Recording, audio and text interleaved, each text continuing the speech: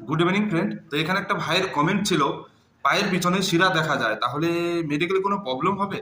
দেখো, তোমরা যখন মেডিকেল করতে যাবে, ঠিক আছে, ওখানে যে ডক্টর থাকবে তোমাকে বলবে জাম্প করো, উপর জাম্প করতে বলবে, ঠিক আছে। উপর জাম্প করার পরে তোমার ঘুটনার ব্যাক সাইডে, হাঁটুর ব্যাক সাইডে শিরা ফোলা আছে কিনা সেটা ওরা চেক করবে, ঠিক আছে।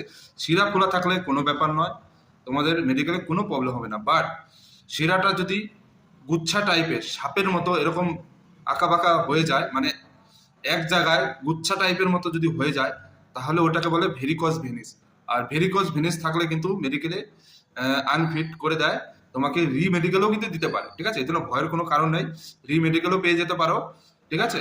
আর অতিরিক্ত পরিমাণে যদি ভেরিকজ ভেনিস থাকে তাহলে কিন্তু মেডিকেলে আনফিট করে দেবে, ঠিক আছে। আর যদি শুধু শিরা ফোলা থাকলে কোনো প্রবলেম হবে না, ঠিক আছে। যখন তুমি জাম্প করবে তোমার পা অটোমেটিক তোমার শিরাগুলো খুলে যাবে, ঠিক আছে, ওর জন্য কোনো প্রবলেম হবে না। ওকে, আশা করি বোঝাতে পারলাম। ভিডিও ভালো লাগলে অবশ্যই ভিডিওটি লাইক